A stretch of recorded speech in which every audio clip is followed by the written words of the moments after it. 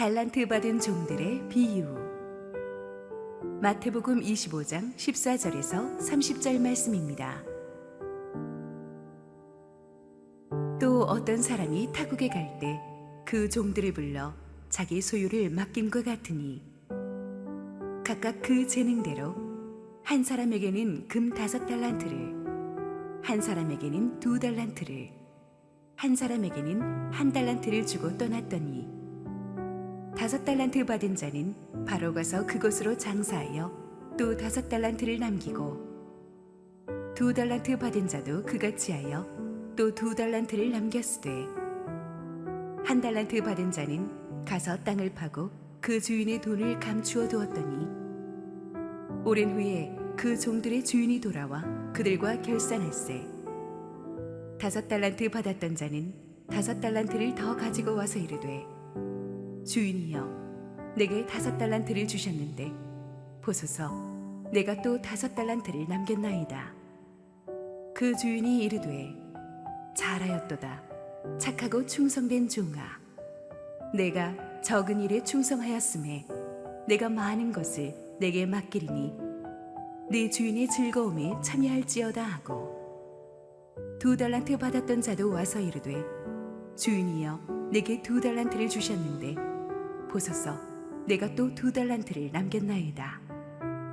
그 주인이 이르되 잘하였도다 착하고 충성된 종아, 내가 적은 일에 충성하였음에 내가 많은 것을 내게 맡기리니 네 주인의 즐거움에 참여할지어다 하고 1달란트 받았던 자는 와서 이르되 주인이여 당신은 굳은 사람이라 심지 않은 데서 거두고 해치지 않은 데서 모으는 줄을 내가 알았으므로 두려워하여 나가서 당신의 달란트를 땅에 감추어 두었었나이다.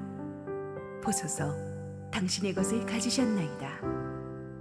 그 주인이 대답하여 이르되 악하고 게으른 종아, 나는 심지 않은 데서 거두고 해치지 않은 데서 모으는 줄로 내가 알았느냐.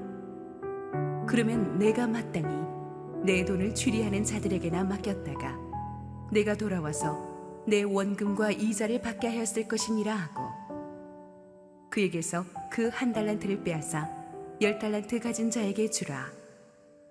무릇 있는 자는 받아 풍족하게 되고 없는 자는 그 있는 것까지 빼앗기리라. 이 무익한 종을 바깥 어두운 데로 내쫓으라. 거기서 슬피 울며 이를 갈리라 하니라. 할렐루야. 우리 하나님께 감사와 영광의 박수 올려드리겠습니다. 축복된 주일 우리 실시간 예배에 나오신 성도님들과 온라인 생방송으로 함께하고 계신 국내의 모든 우리 새로운 교회 예배를 사랑하시는 성도님들에게 하나님의 평강이 넘치도록 임하기를 축원합니다. 우리 함께 기도하시고 말씀 보겠습니다. 사랑하는 아버지, 은혜를 감사합니다. 오늘도 부족한 종을 덮으시고 우리 주님 예비하신 하늘의 양식을 먹여 주시옵소서. 예수님 이름으로 기도했습니다. 아멘.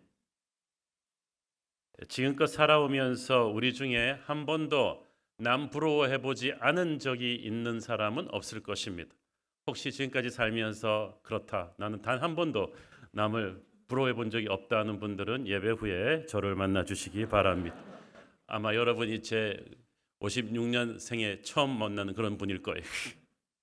우리는 전부 남 부러워해본 경험이 있습니다. 나보다 돈 많은 사람, 공부 잘하는 사람, 운동 잘하는 사람, 더 잘생긴 사람, 인맥 많은 사람, 누군가는 한 번쯤은 부러워해 본 경험이 있을 것입니다.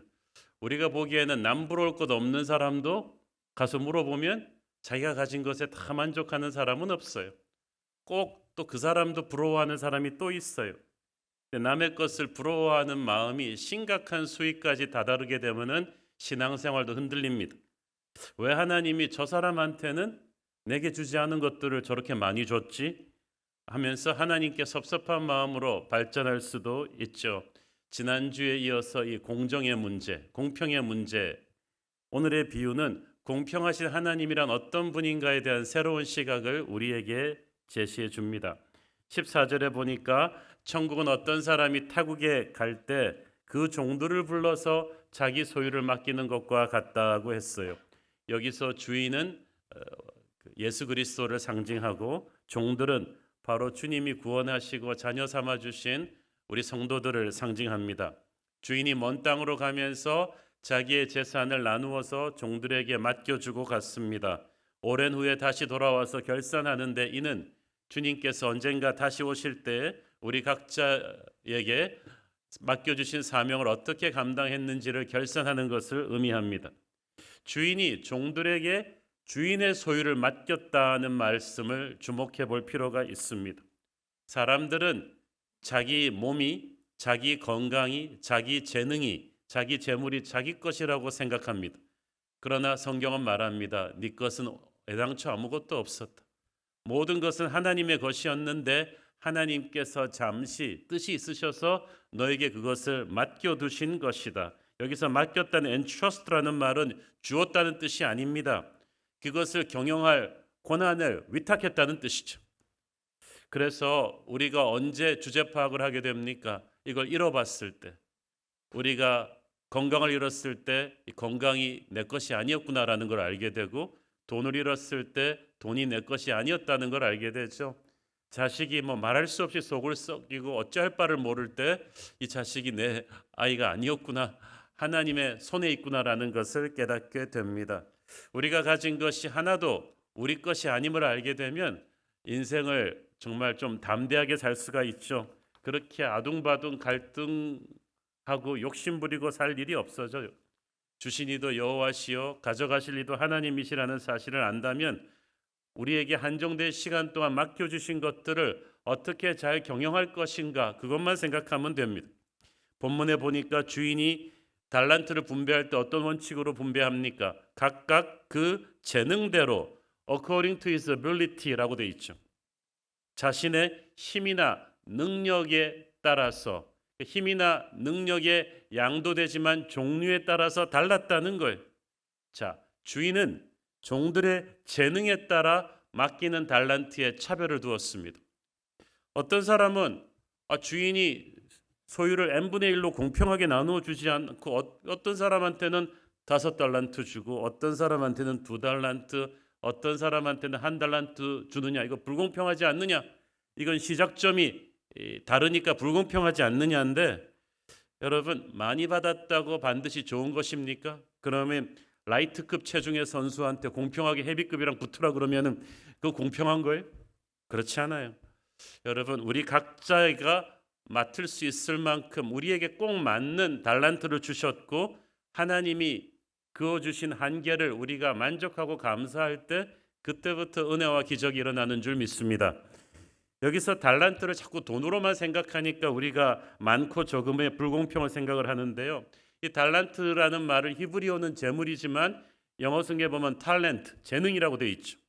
저는 여기다가 하나님이 우리에게 주신 재능뿐 아니라 성격, 개성, 건강, 시간, 지혜, 인맥을 다 더해서 달란트라고 총칭하고 싶습니다. 하나님께서 우리 각자에게 이 달란트들을 주셨을 때는 남에게 자랑하라고 과시용으로 주신 것도 아니고, 집에다가 가만히 모셔두라고 보관용으로 주신 것도 아니고, 나 혼자 좋아서 와와 그러려고 하는 관상용으로 주신 것도 아닙니다. 하나님이 달란트를 주신 것은 경영하라고 주신 거예요. 활용하라고 주신 거예요. 각각 그 재능대로 달란트를 나누어 주었다는 말은 각자에게 맞는 달란트를 주었다는 뜻이에요.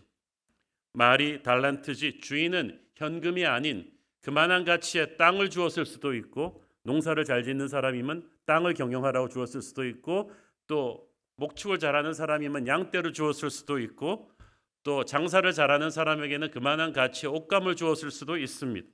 주인은 각자에게 맞는 달란트를 줬어요. 맞는 달란트를 받는 게 얼마나 중요한지 아세요?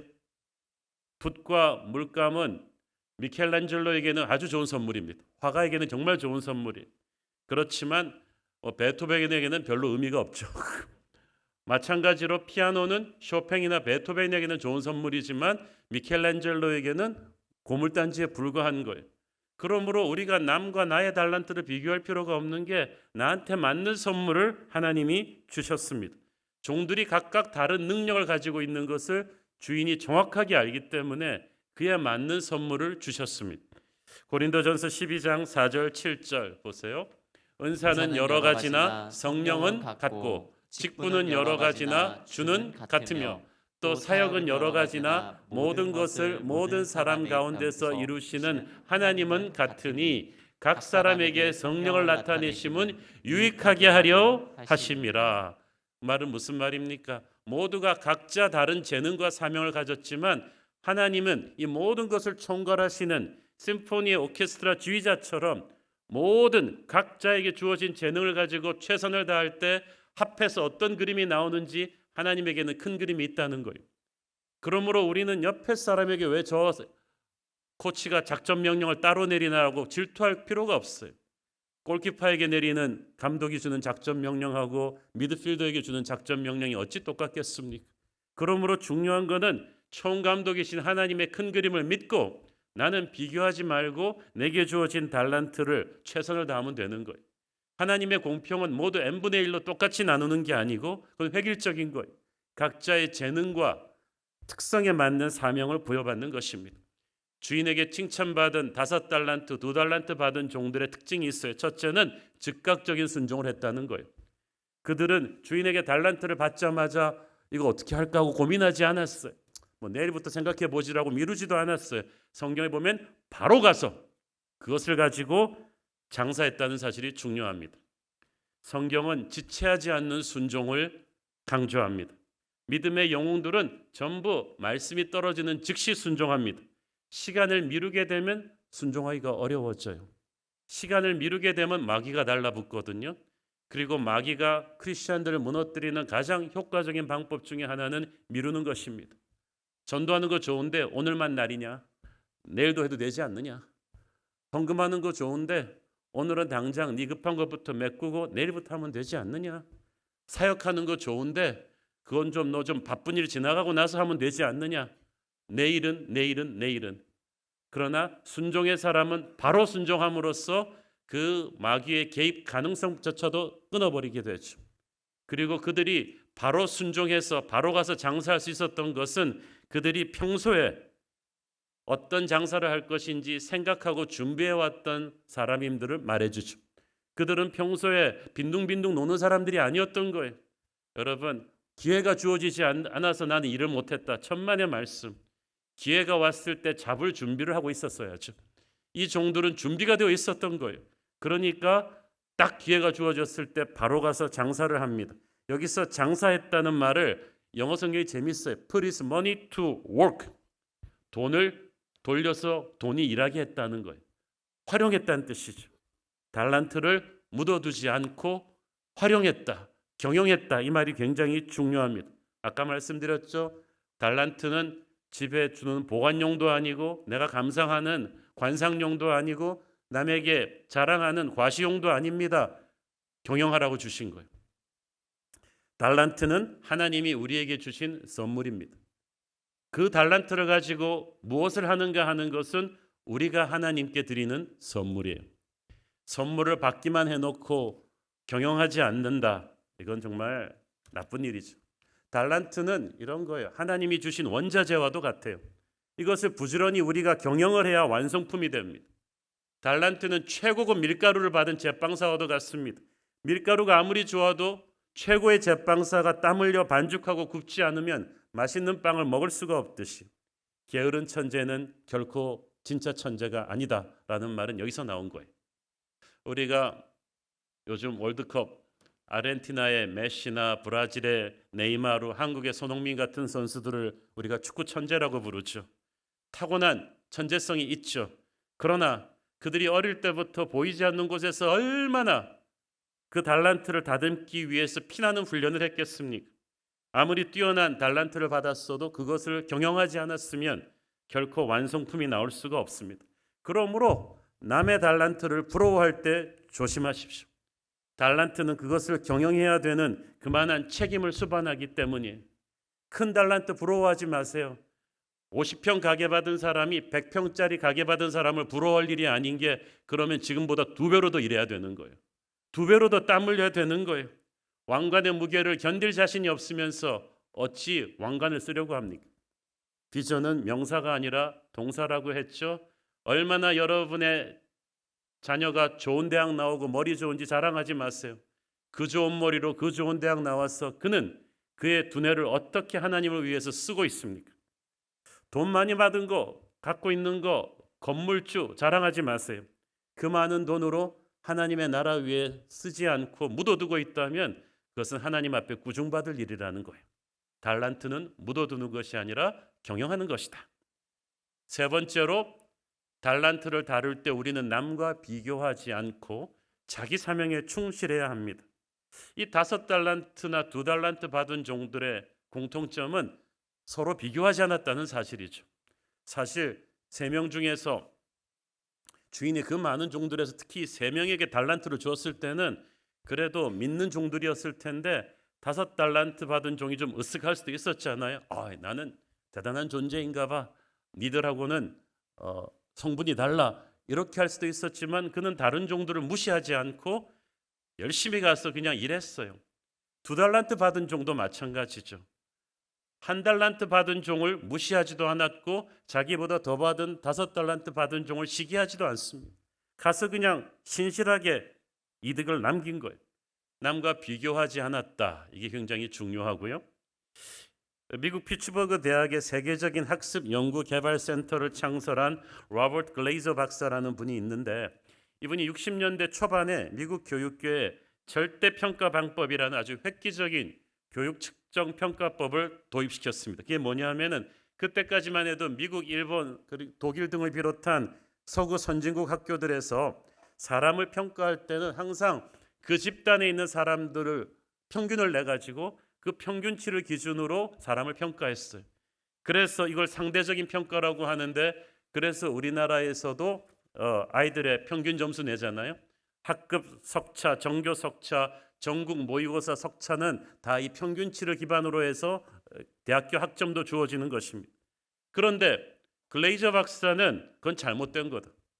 모든 인간에게는 각자 주어진 기본 능력의 결이 다르다.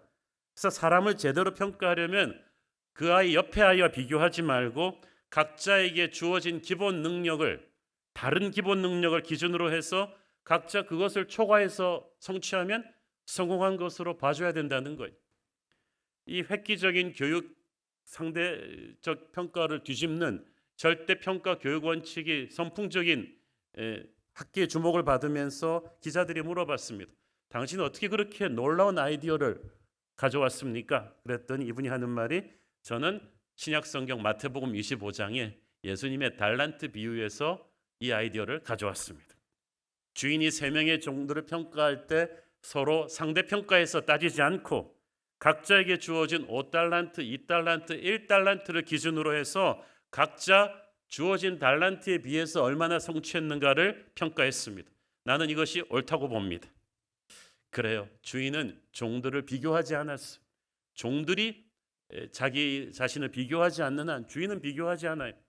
그리고 주인이 종들에게 이 달란트를 나눠주면서 어떤 장사를 하라고 또 정확한 지침도 주지 않았어요. 하나님은 우리를 기계처럼 움직이는 로봇으로 만들지 않았습니다. 자유롭게 생각하고 결정할 수 있는 자유의지를 주셨죠. 그래서 제 생각에 자신의 달란트대로 이 2종들은 각자 다른 장사를 했을 것 같아요. 첫 번째 종은 옷 장사했는지 모르고 2번째 종은 빵 장사했는지도 모르겠습니다. 또 어떤 일을 하든 우리가 성령의 감동으로 우리의 자유의지로 분별을 해야죠. 하나님이 내게 주신 달란트가 무엇인지. 그 주인은 그들이 무슨 장사를 하건 상관하지 않았어요. 주어진 달란트를 극대화했으면 그걸로 칭찬받은 거예요. 그러므로 우리는 서로 비교하지 않고도 경쟁하지 않고도 모두가 승자가 될 수 있습니다. 모두가 남들보다 앞서려고 노력하기보다는 남들과는 다른 자신만의 길을 가야 되는 거예요. 하나님은 우리를 규격화된 제품으로 만들지 않고 각자의 개성이 있는 작품으로 만드셨습니다. 세상이 우리를 숫자를 매기고 제품으로 찍어냅니다. 우리의 아이들도 시험 잘 보는 그런 제품으로 자꾸 찍어내려고 합니다. 그렇지만 그건 잘못된 거예요. 제품은 획일적이지만 작품은 독창적입니다. 그러므로 서로를 대할 때 여러분은 서로를 제품으로 보지 말고 작품으로 바라야 돼요. 각자에게 주어진 개성이 있어요. 나무도 결에 따라서 대패질하듯이 하나님이 각 사람을 위해서 예비해 주신 길이 달라요. 질투할 게 없어요. 사자가 초원의 제왕이지만 치타보다 달리기 훨씬 느리죠. 악어처럼 수영도 못하죠.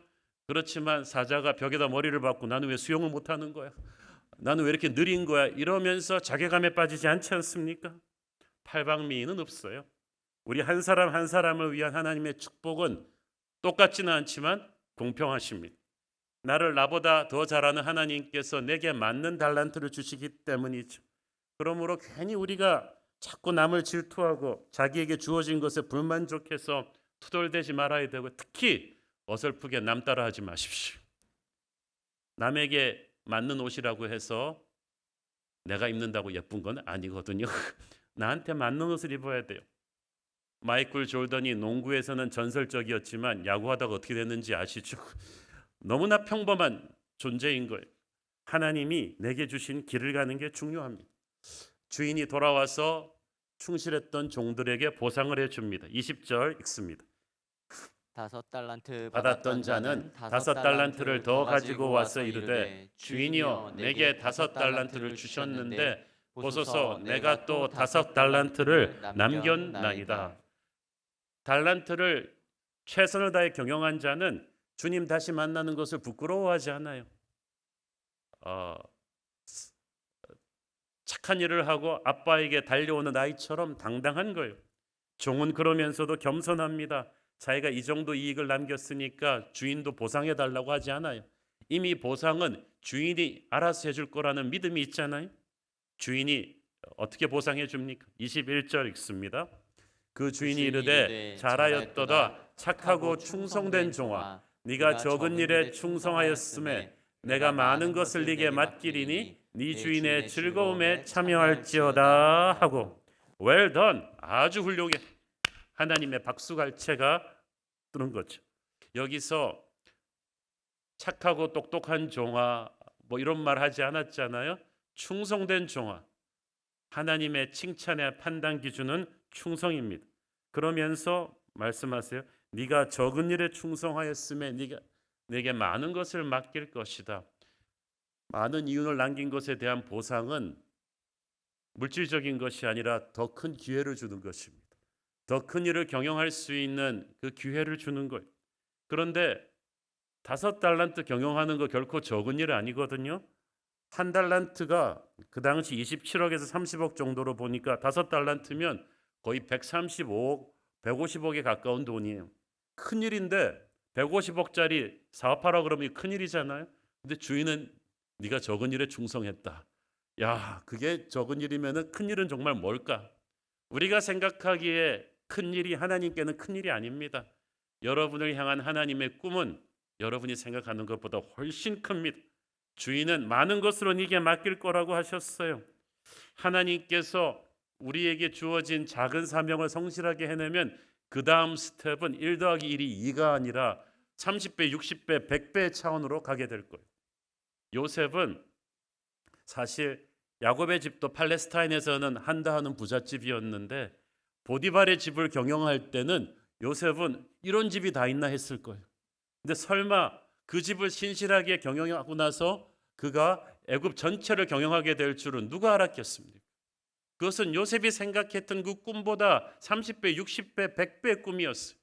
하나님께서 여러분에게 주어진 작은 일에 신실하면 여러분이 상상도 못하는 30배, 60배, 100배 자리에 세워주실 줄 믿습니다. 근데 중요한 건 하나님이 큰 일부터 맡겨주시지 않는다는 거예요.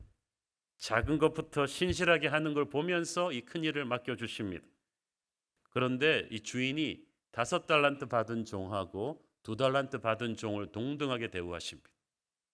하나님께 중요한 거는 얼마나 많이 남겼느냐, 은사를 얼마나 많이 받았느냐가 아니라 주어진 일에 얼마나 충실했느냐. 하나님은 우리에게 주신 능력 밖의 성과를 내려고 하지 않습니다. 없으면 없는 대로 최선을 다하라는 거죠. 그러므로 달란트 작은 것을 탓하지 말고 충성스럽지 못한 것을 회개해야 됩니다. 여러분 사업해 보신 분들은 알겠지만 5달란트 투자해서 5달란트 남기는 사업하기 어렵습니다. 여러분 5억 투자해서 가게 열고 나서 5억 순수익 내기 쉬워요? 피가 땀이 되도록 일해야 됩니다. 아마 이 종들은 이만한 이윤을 남기기 위해서 정말 잠 못 이루는 밤을 노력해야 됐을 거예요. 그 땀을 주인이 인정해 준 것입니다. 이렇게 열심히 경영한 데 대한 보상으로 더 큰 일을 맡겨주신과 동시에 또 하나의 상은 네 주인의 즐거움에 참여할지어다. 이것은 마지막 날 천국 갔을 때 우리가 받을 하늘 상급이기도 하면서 이 땅에서도 우리가 하나님의 일을 신실하게 할 때 하나님이 느끼게 해주는 천국의 기쁨이에요. 예를 들어서 지난 전도 축제나 부흥회 때 우리가 정말 신실하게 기도하면서 준비했을 때 하나님께서 얼마나 큰 하늘의 기쁨을 준비한 우리 모두에게 안겨주셨습니까? 주인의 즐거움이란 그런 것입니다. 자, 그런데 다른 두 종들과는 달리 이 한 달란트 받은 종은 주인한테 엄청난 꾸지람을 듣습니다. 왜냐하면 달란트를 땅에 묻어버렸기 때문이죠. 18절 한 달란트 받은 자는 가서 땅을 파고 그 주인의 돈을 감추어 두었더니 다른 종들은 바로 가서라고 되어 있는데 이 사람은 그냥 가서라는 걸로 봐서 좀 고민을 했던 것 같아요. 나는 이거 어떻게 해야 되나? 그리고 그 당시는 이 보물을 땅에 묻는 것이 은행이 없던 시절이니까 가장 안전하게 보물을 보관하는 방법이었어요. 그런데 이 종은 완전히 주인의 의도를 잘못 읽었어요. 그런 식으로 땅에 파묻어둘 거면 주인도 땅에 파묻어두지 왜 사람한테 맡겼겠어요? 살아 숨쉬는 사람에게 땅에 묻어두지 않고 이 보물을 맡긴 것은 경영하라는 뜻이죠. 하나님이 우리에게 은사를 하나님이 갖고 계시지 않고 우리에게 나누어 주셨을 때는 경영하라는 뜻이죠. 그러므로 하나님이 가장 싫어하시는 죄 중에 하나가 이것을 묻어버리는 게으름입니다. 게으름은 달란트 킬러예요. 성경 곳곳에서 게으른 자는 먹지도 말라 그러잖아요. 하나님이 가장 싫어하는 죄입니다. 저는 생각해 봤습니다. 이 종이 왜 이렇게 했을까? 아마도 5달란트, 2달란트 받은 다른 동료들을 보면서 자기한테는 1달란트밖에 주지 않은 주인에 대해서 불만을 품었던 것 같아요. 주인이 나를 이 정도로밖에 안 보나? 자존심 상하네? 여러분, 희한하게도 이미 많은 걸 받은 사람들이 받은 것에 대한 감사보다는 자기가 받지 않은 것들에 대한 불평이 많아요. 잘 사는 집 애들이 더 불만이 많아요. 잘 사는 나라 사람들이 더 불행해요. 엘리트들일수록 상대적인 열등감이 많습니다. 자기가 1등 못하면 막 견딜 수가 없어요. 왜 나한테 1달란트밖에 안 줬냐는 거죠. 그런데 하나님께 섭섭한 거죠. 그런데 여러분, 1달란트는 작아요? 1달란트 작은 거 아니에요. 그 당시 노동자가 20년 가까이 일해야 버는 돈이에요. 우리 돈으로 치면 하나 27억, 30억이 넘어가는 큰 돈이에요. 하나님은 그 누구에게도 하찮은 달란트 주신 적이 없어요. 그런데 자기가 받은 1달란트를 자꾸 남과 비교하면서 이거밖에 안 주나고 섭섭한 마음을 품으니까 주인에게 대해서 오해하는 거야. 하나님은 그 누구에게도 하찮은 달란트 주시지 않았습니다. 그러므로 세상의 눈으로 자기는 별 달란트가 없다고 평가절하하지 마세요. 한 200년 전 프랑스에 나이가 차고도 직업을 구하지 못해 걱정하는 한 청년이 있었어요. 아버지도 얘를 보니까 참 아들을 보니까 한심해가지고 동네에서 가장 영향력 있는 사업가인 친구를 집으로 애써 초대했습니다. 좀 아들이랑 비공개 면접을 해가지고 좀 일자리 좀 알아보려고. 근데 아버지 친구 사업가 딱 와서 이 청년이 깜짝 놀랐어요. 눈도 크고 인상이 좀 험악하게 생겼어요. 그래서 그렇지만 또 아버지 정성을 생각해서 이 아들에게 일자리를 주기 위해서 몇 가지 질문을 했습니다. 일자리가 공장에 있긴 한데 숫자에 좀 밝아야 되는데 자네는 산수 잘하나? 아닙니다. 산수는 예전부터 잘 못했습니다. 회계장부 보는 일은 어렵겠는데 숫자 관련된 일은 좀 어렵습니다.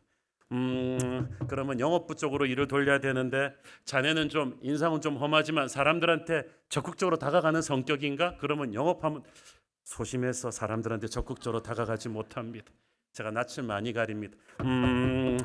그러면 손재주가 좋은가? 그러면 제품 생산부에 넣으면 되는데 아닙니다. 만지는 것마다 부서집니다. 손재주. 그러다 하다 보니까 사업가가 그래도 일자리를 찾아주려고 이것저것 물어보는데 청년이 자기가 생각해도 한심한 거예요. 그 당시 공장에서 취직하는 데 필요한 어떤 스킬도 자기한테 없으니까 얼굴이 빨개져서 고개를 숙입니다. 아버지도 뭐 어쩔 줄을 모릅니다. 사업가는 그 자리에서 뛰쳐나오고 싶었지만 아버지 체면을 생각해서 알았네. 그러면 내가 일자리 생기면 연락 줄 테니까 자네 이름하고 주소랑 좀 적어서 나한테 주게. 청년이 이렇게 자기 이름하고 주소를 써서 주니까 사업가 그걸 탁 보더니 피식 웃으면서 말했어요. 참, 그래도 글씨 하나는 잘 쓰네. 아무 생각 없이 던진 칭찬이었고 사업가는 다시는 그 청년에게 연락하지 않았습니다. 그런데 그 청년은 그 사업가가 던진 그 한마디, 글씨 하나는 잘 쓴다, 이 말을 듣고 큰 은혜를 받아가지고, 그래, 내가 글씨는 잘 쓰지. 글씨뿐인가? 나 글 쓰는 것도 좋아하잖아. 그러면서 그 잘 쓰는 글씨로 열심히 소설을 썼어요. 이 청년이 누구냐? 훗날 삼총사와 몽테크리스토 백작으로 세계적인 명성을 떨치게 되는 프랑스의 대문학도 알렉산더 듀마입니다. 그중 제가 나은 사진을 택했는데 그 당시 프랑스의 회사에서 원하는 스펙이 아무것도 없었던, 그러나 글 잘 쓰는 그 재주 하나, 사장될 뻔했던 그 재주 하나는 인류 문학사의 명멸하는 위대한 별이었죠. 한 달란트의 재능도 분명한 재능이, 하나님은 하찮은 달란트를 주신 적이 없어요. 그러므로 여러분과 여러분의 자녀를 대할 때 너는 왜 코딩도 못하니, 영어도 못하니, 그래갖고 취직하겠니, 이런 세상의 말을 하지 마세요. 우리는 현재 우리가 사는 세상의 기준으로 옆 사람과 비교하면서 판정받는 존재가 아닙니다. 우리는 우리 자신도 모르는 미래의 어느 순간 어떤 하나님의 사명을 위해서, 삼총사 몽테크리스토 백작이라는 그 사명을 위해서 준비된 알렉산더 듀마처럼 하나님이 준비하신 한 달란트를 받은 사람인 줄로 믿습니다. 그런데 이 종은 이거 하찮은 거라고 하나님한테 섭섭한 마음을 품었어요. 얼마나 주인을 오해했는지 보세요. 24절 읽습니다. 한 달란트 받았던 자는 와서 이르되 주인이여, 당신은 굳은 사람이라 심지 않은 데서 거두고 해치지 않은 데서 모으는 줄을 내가 알았으므로. 이 말은 무슨 말이야? 당신은 투자에도 인색하고 일도 하지 않으면서 딴 사람 땀 흘린 걸로 착취하려는 돈밖에 모르는 구두쇠라고 주인을 매도한 거예요. 그렇게 함으로써 자기의 불성실을 이렇게 정당화시키려고 한 거죠. 그래서 내가 장사해서 이익을 남겨봤자 주인이 다 가질 것이고, 만약 장사다 실패하면 원금까지 다 물어져 될지 모른다, 이런 두려움 때문에 자기가 할 수 있는 최선의 선택인 땅에 묻는 것, 그래서 이익을 남기지도 잃어버리지도 않는 편을 택했다는 것. 많은 사람들이 하나님을 이런 식으로 잘못 오해하고 있습니다. 하나님은 사랑의 하나님이신데 무섭고 완고한 분이라고 생각을 합니다. 하나님은 우리에게 기회를 주시고 용서하시는 분이십니다. 우리가 실패해도 일으켜 세우시며 다시 할 수 있도록 힘 주시는 분이신데, 하나님은 조금의 실수라도 하면 우리에게 경을 칠 무서운 하늘 할아버지라고 생각하게 만드는 것. 마귀가 불어넣은 잘못된 생각이죠. 그런 생각을 하게 되면 믿음의 모험을 할 수가 없어요. 그런 생각을 하게 되면 물 위로 걸을 수가 없어요. 그런 생각을 하게 되면 골리앗을 향해 돌을 날릴 수도 없어요. 실패할까 봐 두려워서. 그러나 하나님은 담대한 하나님이십니다. 우리를 믿어주시는 분이십니다. 하나님에 대한 선한 생각을 해야 믿음의 순종을 하고 달란트를 경영을 할 것입니다. 26절 27절 보세요. 그 주인이 대답하여 이르되 약하고 게으른 종아, 나는 심지 않은 데서 거두고 해치지 않은 데서 모으는 줄로 네가 알았느냐? 그리하면 네가 마땅히 내 돈을 취리하는 자들에게나 맡겼다가 내가 돌아와서 내 원금과 이자를 받게 하였을 것이니라 하고. 그래, 내가 그렇게 무시무시한 사람인 줄 알았다면 차라리 돈 장사하는 사람에게라도 맡기지 그래. 그러면 이자라도 남기지 않았겠느냐. 그런데 너는 그것도 안 하고, 그러니까 주인이 이 종을 야단친 것은 이 달란트를 묻어버렸기 때문이에요. 하나님이 우리에게 가장 섭섭해하시는 것은 실패가 아닙니다. 성공도 실패도 두려워가지고 묻어버리는 것, 아무것도 하지 않는 것입니다. 왜 이 종이 악합니까? 하나님이 주신 그 달란트를 만약에 다른 종에게 주었더라면 그 종은 이걸 경영해서 큰 이득을 남기고 하나님께 영광 돌렸을 것인데, 어떤 사람의 기회마저 네가 무산시킨 거라는 거죠. 저희 교회 부목사님이 교역자 워크숍에서 이런 간증을 했어요. 새로운 교회 목회자로 일하고 싶어하는 젊은 목사님들이 한국 교회에 굉장히 많은데 그 수십 대 1의 경쟁을 뚫고 하나님이 본인에게 기회를 주셨을 때 제가 서 있는 이 자리는 누군가가 간절히 오고 싶어하는 자리였음을 알겠다. 그래서 그것을 헛되게 하지 않기 위해서 정말 최선을 다해서 목회하겠다는 거예요. 저는 그 마음을 참 고맙게 생각했습니다. 그래요. 여러분이 서 있는 그 자리, 이 좋은 나라에 이 시즌에 태어나서 이렇게 좋은 환경에서 어떤 재능을 받았다는 것은 하나님이 여러분에게 기회를 주신 거예요. 누군가는 간절히 받고 싶어도 받지 못하는 기회를 주신 거예요. 저 아프리카에서 태어난 여러분과 같은 나이의 사람이 우리보다 머리가 나빠서 못 살겠습니까? 이런 기회를 받지 못한 거예요. 이 기회를 함부로 쓰지 마세요. 재물을 버는 능이 있다면 하나님께 영광을 돌리시고, 노래하는 달란트를 받았으면 그 목소리로 하나님께 영광을 돌리셔야지 그 달란트를 땅에 묻어버릴 것입니까? 하나님 나라에서는 부익부 빈익빈 원칙이 있어요. 28절 29절 읽습니다. 그에게서 그 한 달란트를 빼앗아 10달란트 가진 자에게 주라. 무릇 있는 자는 받아 풍족하게 되고 없는 자는 그 있는 것까지 빼앗기리라. 주인은 한 달란트 받아를 묻어둔 종을 더 이상 종으로 인정하지 않았습니다. 주인의 것을 경영하지 않았기 때문에. 그래서 주인은 그걸 뺏어서 이미 5달란트에 장사해서 5달란트 더 남겨서 10달란트 받은 사람한테 더해서 11달란트를 만들어줬어요. 왜냐하면 이 종은 다시 그걸 경영할 것이기 때문이죠. 하나님이 주신 달란트를 성실하게 경영한 사람만이 더 큰 사역과 섬김의 기회를 갖게 될 것입니다. 그래서 우리 주위에도 보면 아니 저 사람은 저 교회는 이미 충분한 복을 받은 것 같은데 복을 더 받네? 이미 부흥할 만큼 한 것 같은데 더 부흥하네? 이게 빈익빈 부익부 영적인 법칙이에요. 여러분, 주신 달란트를 묻어두고 사용하지 않으면 여러분은 영적으로 쪼그라들 거예요. 그러나 주신 달란트 한 달란트라도 감사하면서 열심히 경영하면 하나님이 주시는 은혜와 축복과 기적이 여러분을 떠나지 않을 줄로 믿습니다. 세상은 항상 내 자신과 남만 비교하며 살게 만들기 때문에 우리가 교만해지거나 열등감에 빠지거나 둘 중에 하나예요. 모든 게 전쟁입니다. 그러나 하나님은 남을 보지 말고 너와 나를 보라고 합니다. 아무것도 아닌 내게 주신 하나님의 은혜를 보기 시작하고 그 뜻을 알기 시작하면 내게 주신 작은 달란트의 힘에 감사하게 돼요. 핵폭탄의 원체인 핵탄두는 얼마나 작습니까?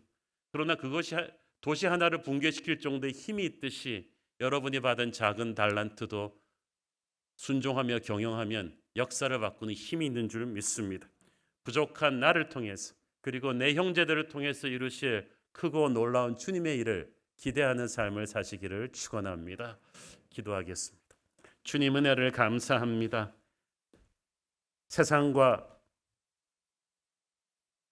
세상 속에서 우리는 서로를 비교하는 데 익숙해져 있고 감사하지 않고 불평하고 비교하는 데 익숙해져 있었습니다. 이제 주님이 무슨 기준으로 우리를 평가하는지 알겠습니다. 주신 달란트를 감사하며 경영하게 하옵소서. 그래서 착하고 신실한 종이 받는 복을 받게 하옵소서. 예수님 이름으로 기도했습니다. 아멘.